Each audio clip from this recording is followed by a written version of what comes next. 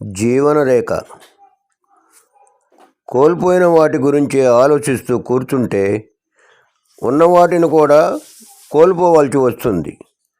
దేవుడు కోరికలను తీర్చగలడేమో కానీ అవసరాలను తప్పక తీరుస్తాడు.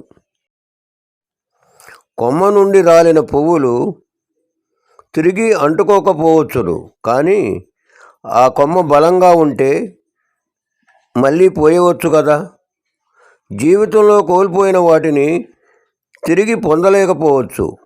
అఖండ విశ్వాసంతో దేవుని స్మరిస్తే భవిష్యత్తును ఉజ్వలంగా తీసుకోవచ్చు.